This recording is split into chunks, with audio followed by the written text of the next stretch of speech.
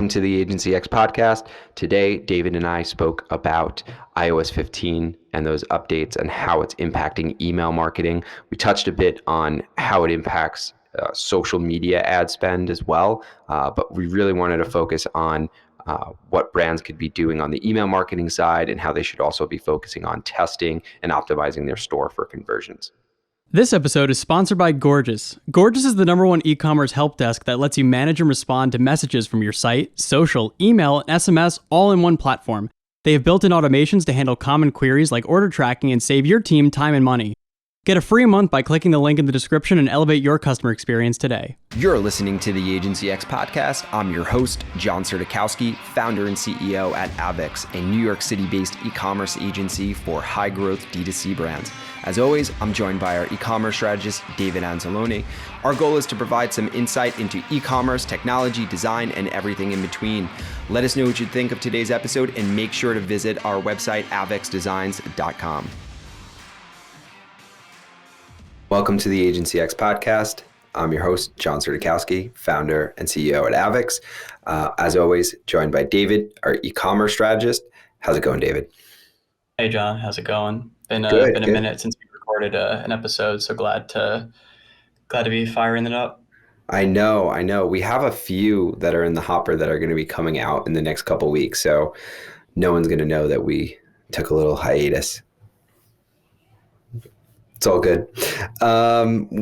Today we're talking a bit about a kind of hot topic that is impacting some of the brands that we work with and just the e-commerce industry in general. So iOS 15 updates and how it's impacting digital marketing, email marketing, and what brands could do to kind of prepare for it and just kind of know what's coming and how to navigate this landscape.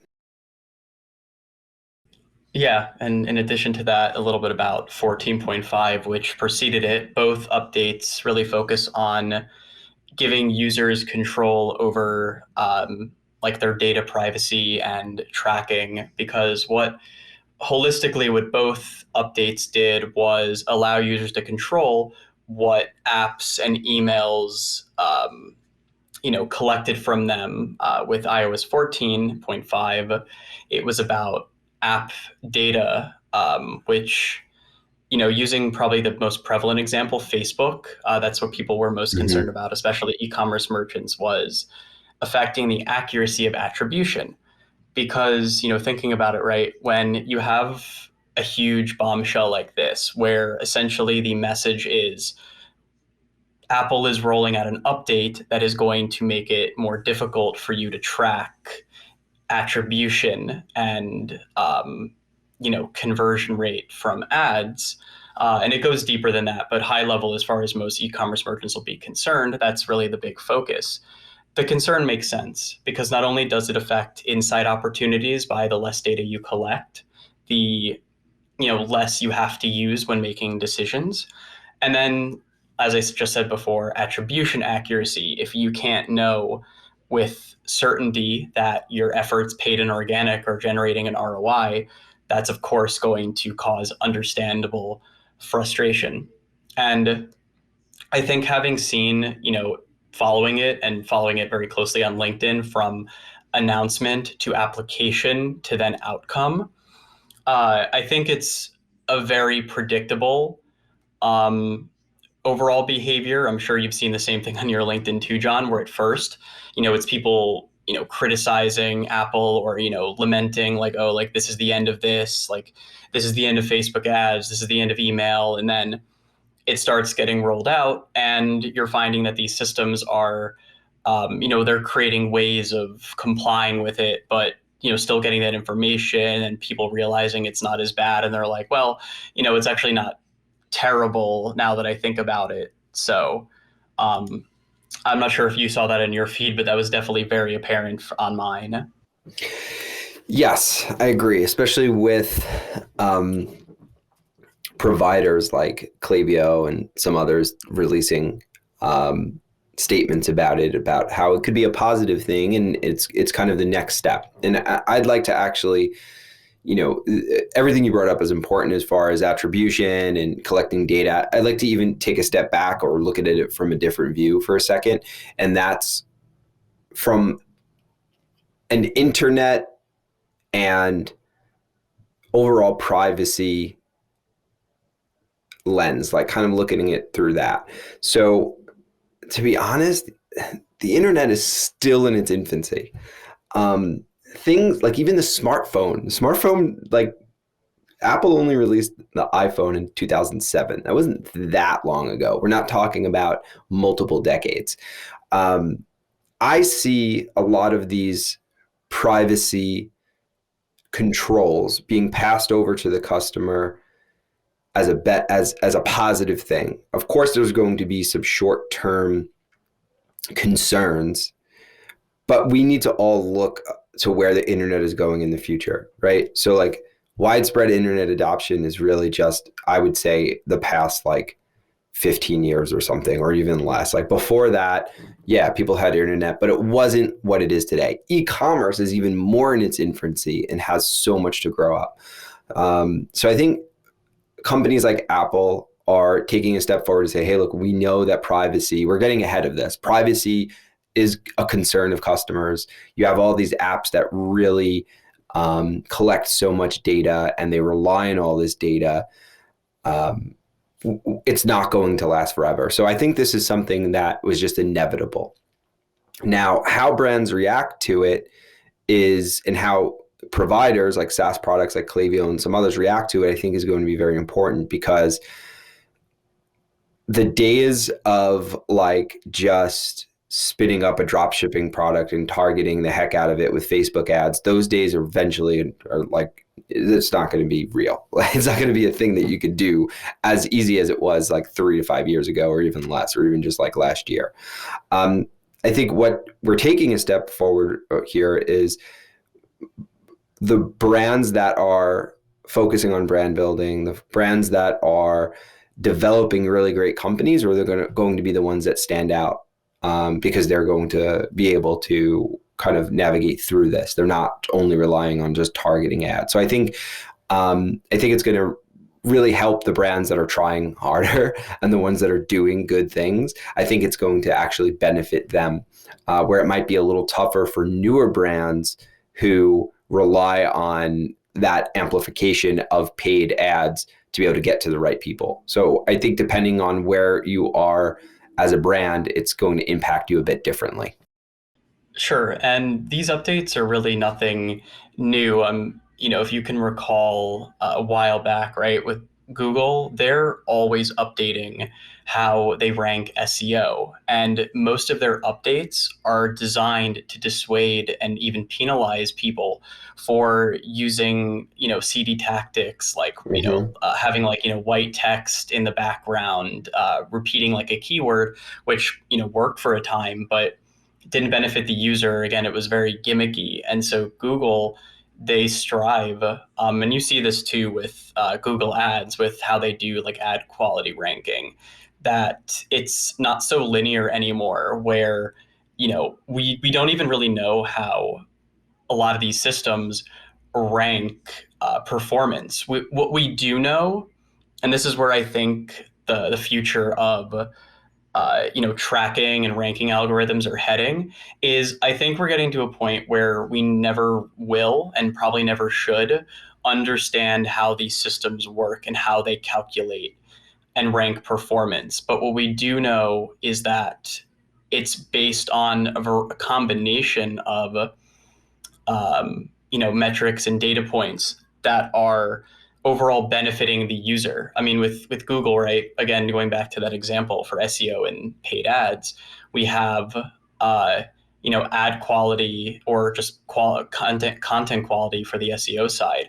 It's all about the quality of information and how much it benefits the user and customer experience overall. And while of course back then it was harder to create things that could actually objectively measure that, a lot of these companies are doing things that you and I can't even fathom that's going to benefit everybody. Because when you think about it, the people that are affected most negatively from these updates are the people that are resorting to these gimmicky hacks to Yeah. gauge performance. This is true with both email and ads. And any update that forces positive change to best practices is going to benefit everyone overall. You're correct in that it's going to be harder, right? Like, is it going to make it more difficult for everyone? Yes, but it's going to force people to care about what they should be caring about all along, which is, optimizing the user journey, both on-site, off-site, Mhm. and improving the overall customer experience. And with So that, I agree with you and disagree with you with the Google like updates, things like that. I definitely agree with you where like the updates Google made it harder for people practicing like black hat SEO. However, Google like keeps adding more and more like ad placements to their search results, where it's basically like there's only like 5 search results that are organic on the first page of Google, and that kind of sucks. Where it does make it harder, but there's also websites that got really penalized even though they weren't practicing poor tactics. So I do kind of agree, but like Google is going to rely on just making money off of those ads and tracking and people. So like they're less concerned with privacy, whereas like Apple, I really do believe, I'm sure they're going to find a way to monetize it, but I really do believe that they actually have the customer's interest and the user's interest in mind, like with these privacy updates. I don't think Google cares much about the actual customer's like privacy or experience. I think that they more care about, yes, making sure ads are targeted properly because they're going to convert more and they're going to have more click-throughs. That means more money for them.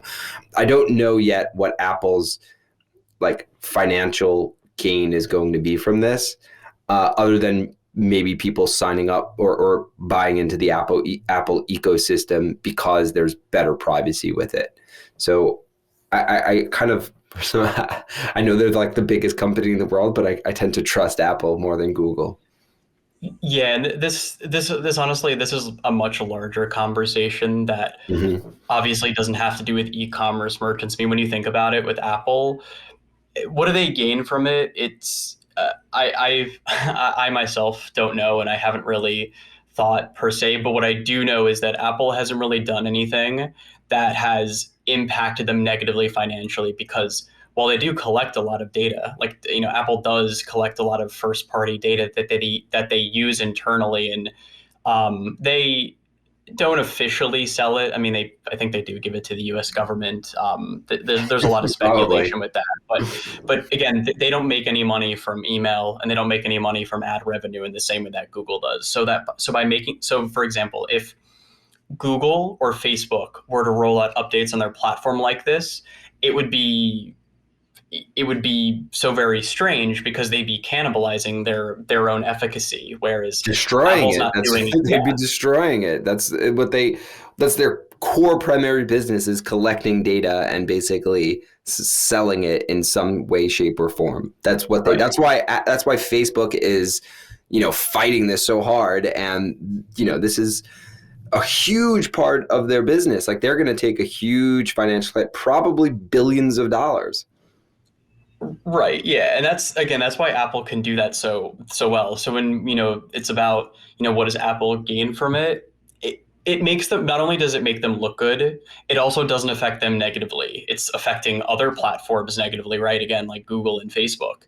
But Apple's not doing it in a self-sacrificing way. They're just like, yeah, this is like the user's privacy. It's like, great. And that's a good thing that they can have for their brand, and it helps their own image, but it's not doing anything that's affecting them negatively. And, I'm not going to try to get into what companies really do. I just, I don't think any company does anything really from the benefit of anyone per se. I mean, there's, again, much larger conversation, and there's a rabbit hole that we could go down that we obviously Of don't need course. to. But overall, I think with that, John, if you want to talk a little bit about, iOS 15, because with 14.5, in all honesty, it hasn't, let's remove Google from it because Google isn't affected that much at all. But Facebook, with their like conversion API and changes to their platform, they've found ways to not completely get around or like bypass these updates, but they've done things that have helped with it. And with implementation methods like server-side tracking versus traditional client-side tracking, you can collect generally more accurate data because these different events are passing through an environment that you own versus a browser. So that's actually a little bit more of a controlled problem. At least it's gotten at this point. But with iOS 15, it's a little bit different because the things that have been affected by it, there's not a lot of ways actually around that. And with that, I'll kind of let you talk about that. Yeah, I think, look, from my point of view, when it comes to like Facebook and Instagram ads, we don't really do that. So it's not impacting us directly. Indirectly, it is because, the brands that we work with might see a hit. However, I would love to kind of shift over to the iOS 15 updates, how it impacts email. But before we do that, like, I think that the number one things brands could be doing right now is double downing on, still running your ads. Of course, you could still run your ads. Not everyone uses Apple phone, so you could still be able to run those paid ads. You might have to, try a different approach. But I think, SEO long term, that should always be something that's important, and even more so now. Focusing on omni-channel, focusing on brand building, just have different avenues. Don't just rely on one channel to drive traffic to your site. And of course, optimizing your site for conversions, because it's going to cost more to get customers to your site, or you might not be as targeted. You want to make sure that they actually convert. So how can you personalize things on your site? How can you optimize it for conversions? But iOS 15's update, that's the mail privacy protection update, which honestly, I use the iPhone, but I don't even use the mail app. I'm sure millions of people do, but a lot of people also don't. So just because you have an iPhone doesn't mean it's going to completely impact you. And it is something that users have the option to, I think, opt out of. So they're going to be asked. Most people, I'm sure, are going to opt in for it for more protection. But with the iOS 15 update, users will have the option to load remote content privately and not disclose their IP addresses. So what does that mean? So the results of that will be that the senders will have the ability to block, the receiver has the customers, that is, has the ability to block their senders' view to see if they were tracked, if it was forwarded, and it can also mask the customer's IP, right? Which we know, like, that's how you determine their physical location. So it's going to be a lot harder to segment customers and target them based off of actual location.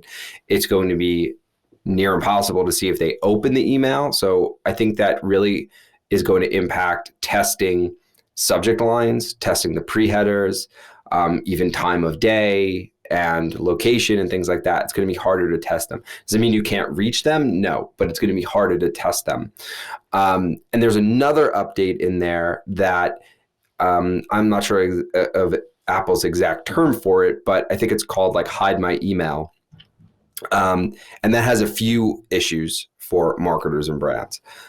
First, it's not extremely easy to tell if a new email signup is legitimate and real, because it could essentially be like a burner email address. So you could kind of use like a dummy email address, and that's going to cause some deliverability issues. So people could sign up for those pop-ups for 10% off and then, basically get rid of the email. Right. So that is a bit of a problem. And subscribers can actually delete that email address, and then there's going to be bounce rates in the future. So I do see a lot of issues with brands getting some bounce rates in the future from newer signups. And I think I knew things like Klaviyo have like automatically being able to purge those hard bounces, removing them. So like that's the email platforms have some protection against that. But what can customers kind of start doing right now before these updates roll out and before it starts to impact everyone. Do A/B testing and test the subject line, see what's worked, track what's working and what's not, and you're going to want to get as much data as you can now, and look at the data you've collected in the past and start implementing those things. Because essentially, for things like testing the subject lines and seeing what worked as open rates, locations, certain segments, like you may run into some problems where you're not collecting that data in the future for everyone. So your data is going to be skewed a bit. But it's better privacy for customers and less targeted type of ads, less spamming. So I think it's going to be better for everyone. But yeah, I think there's certain things that you can do right now to kind of collect as much data as possible before this starts to impact. Is this going to be the end of days for email? Definitely not, because it doesn't really matter if someone opened the email and didn't click through and buy it. I guess that means you had a good subject line, but doesn't necessarily mean that it's impacting your bottom line. No. What you really want to track is that user coming to your site. Now you could collect more information on them and A/B test and personalize experiences for them. And if you have a great product and a great brand, it shouldn't be impacting you so much. That is very true, right? I mean, I think we've both been saying this entire time, because it is true that, yes, short term, you will be nuisanced by having to, having to, change what you're doing to see results, right? And with email, I guess more so with the thing with bounce rate, which I actually didn't realize that I could see being really annoying, because when you think about it in certain ways, just going back to the 14.5 for a second, do you have like an Apple Watch by any chance, or any kind of fitness tracker? I do. I have the Apple Watch. Right. So in certain ways, if you work out, and when I work out, I like to put on the fitness tracker, knowing that it's probably not the most accurate, but it's still something I like to have.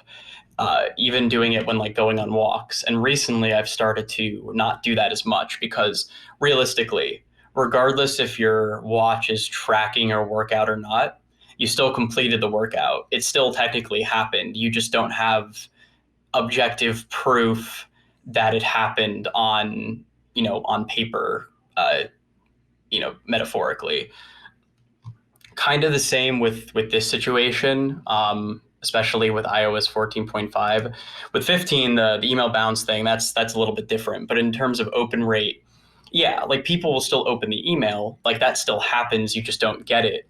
And it's also not affecting certain metrics, like with Klaviyo, like click-through rate or conversion rate, metrics that arguably matter a bit more. I was talking to Mo, who's our email marketing manager here, and she was saying that really one of the big changes was basically the end of subject line testing, which in my opinion is like, okay, like fine. I mean, I'm not an email person. That's not my area, but I don't know. I feel like subject line is a very shallow testing opportunity. Maybe it isn't. Yeah. I don't know. I'm not an email person, so I could be very wrong about that. But yeah, it's not like the end of email. It's again, what it's probably going to do is it's going to force people to care more about the content of their email, because subject lines is, I would say, one of the big things on email that could easily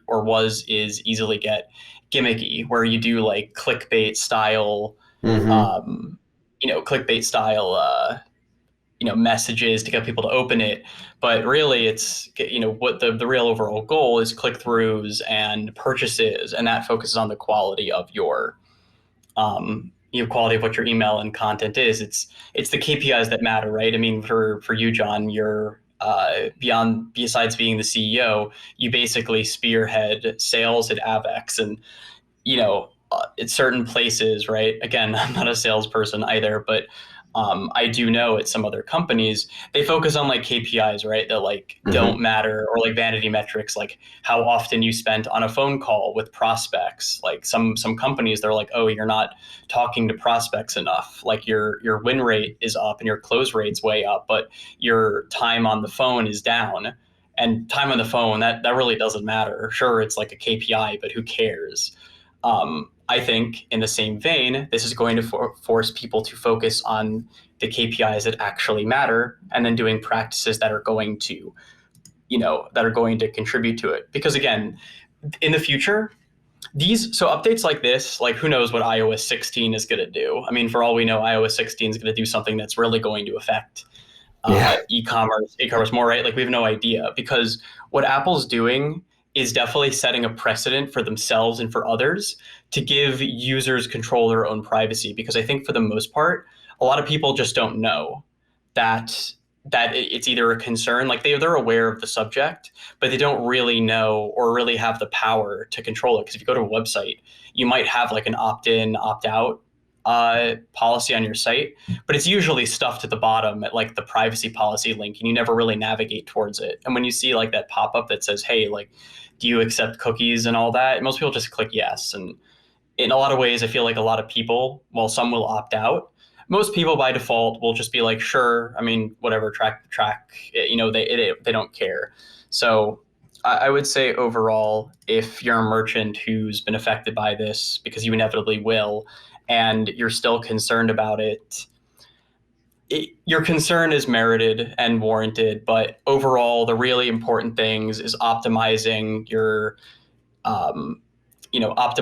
customer experience, user experience, making sure that you're testing things on the site and trying to really maximize your conversion rate, AOV, a lot of the KPIs that actually matter and will generally be profitable. Because regardless of the ads and emails you run, where are you running them to? You're running them to your website. You're going to want to optimize that experience. Don't think that the top of funnel is the end all be all, because it's honestly not. And, John, you and I know that extremely well, but it's very easy to forget that. So yeah, I do think that customers care to an extent, and some more than others. I think that's something that Apple is responding to, and also kind of seeing around the curve that it's probably going to be something that gets, that people start cracking down a little bit more on all of this. And you're right, who knows what's going to come out. But this update, it's especially for email, I don't think it's the end of the world, and maybe it's going to impact a little bit. But to kind of double down on what you said, focusing on building a really great brand and having a great product, that should be your number one priority. Second, not second that, but equally to that too, you have to make sure that your site is optimized. You have to make it easy for customers to buy, and that if it becomes more costly and each visitor to your site becomes more precious, you're going to want to make sure that they have a personalized, optimized experience. And that's where conversion rate optimization really matters. That's where focusing on average order value, lifetime value, and making sure that those are the metrics that you're narrowing in on and optimizing for. Those are all really good points overall. We always circle back to one of the same takeaways is generally, again, focusing on the user, the customer experience, the user experience, and then the quality of your content and offerings, because that's really it. There's not a lot of magic bullets in the e-commerce world aside from that. And it's definitely easier said than done, don't get me wrong. But with all these things going on, with updates to like privacy and data tracking, as long as you don't lose sight of what actually matters and affects your bottom line overall, most brands should be able to navigate this without too much stress. Well, that's good to hear.